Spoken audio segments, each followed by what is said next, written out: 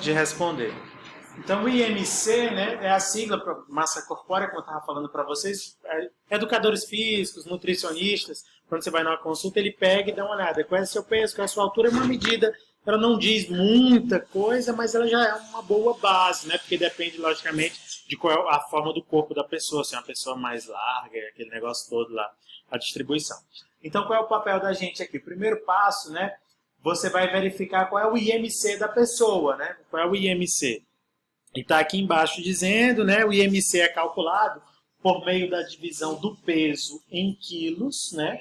Você vai pedir o peso da pessoa em quilos e vai dividir isso pelo quadrado da altura, ou seja, altura por altura. Aí você vai receber um valor de IMC.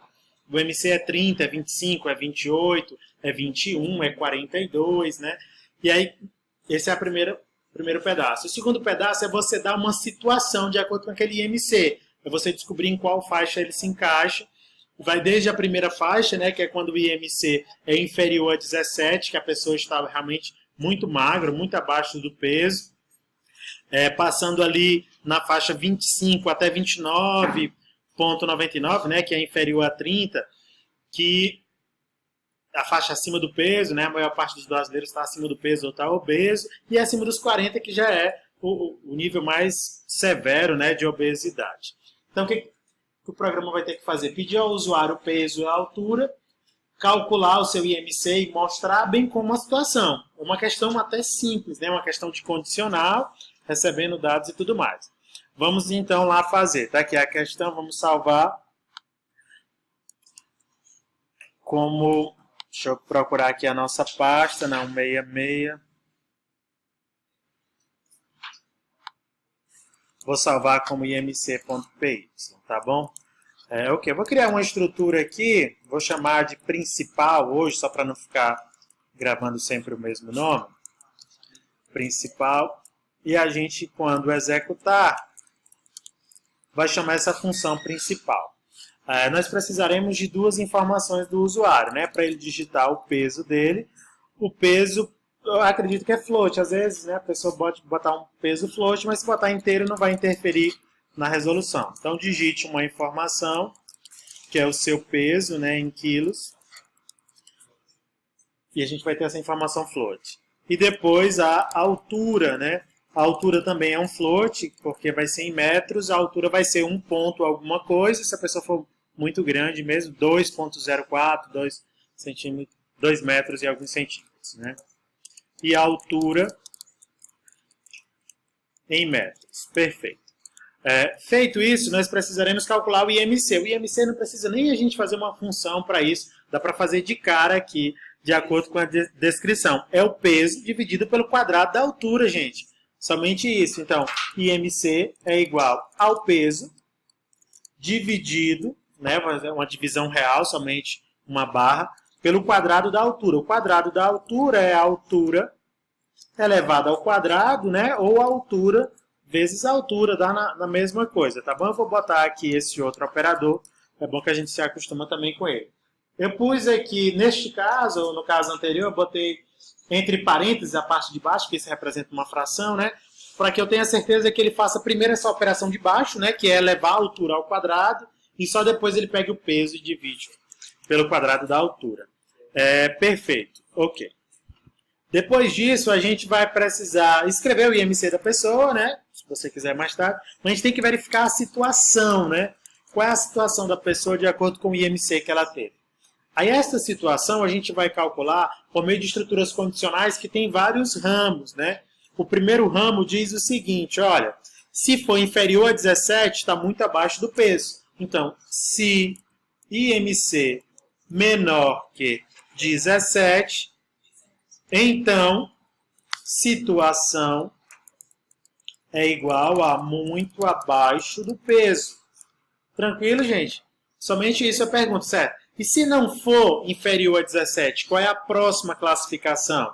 É tipicamente um fluxo alternativo, né? É LIF, né? Que tem mais de uma condição. Beleza, se não é menor que 17, aí eu entro para a próxima faixa, que é perguntar se está entre 17 e 18,49. Você poderia pensar e fazer desse jeito, beleza. Se não é menor que 17, então, Se IMC maior ou igual a 17, né, que é o que está escrito aqui, entre 17, ou seja, o 17 vai considerar ele dentro. E IMC, sempre, a gente costuma botar a variável que a gente está perguntando, viu, Felipe? Lá no seu estava assim, do lado esquerdo. Do lado direito também dá certo, mas do lado esquerdo fica mais intuitivo para você fazer a leitura. E menor ou igual, é isso? E menor que 18,49. Né? Os limiares ali a gente pode ajustar depois. Neste caso, a situação seria abaixo do peso. Tranquilo, né, gente? Não parece ser algo de outro mundo. Então, a cada nova faixa que vai caindo, você iria colocando esses novos cenários. Mas vejam só como a gente havia tratado nas aulas. Se IMC é menor que 17. Se não, se IMC é maior que 17. Cara, o número que não é par é ímpar. O número que não é menor que 17, certamente ele já é maior ou igual. Então, eu não preciso perguntar de novo. Lembra que a gente fez várias questões aqui em sala assim? Então, eu vou só perguntando de acordo com os limites aqui, né? Então, vamos lá. Em 18,49, depois a gente pode ajustar aqui, entre 18... Beleza, aí depois você sai só botando as faixas, olha. Se não é livre, se não é menor que 17, se não é menor que 18, se não é menor que a próxima faixa, 24,99. A gente pode ajustar depois essas faixas aqui. A próxima situação aqui é peso normal. Se não, aí você bota cada uma das situações, né? Acima do peso, se for inferior a 29,99, a situação é acima do peso. Mas vejam só, o que esse fragmento de código aqui faz, né? Da linha 7 até a linha 14 por enquanto? Ele tem um papel específico, bem claro? O que essas linhas de código fazem? Elas descobrem a situação de acordo com o IMC, né? A gente está vendo que o código está começando a ficar grande aqui desnecessariamente. Então, seria o caso de eu botar isso aqui numa função. Uma função que eu mando o IMC para ela e ela me retorna a situação.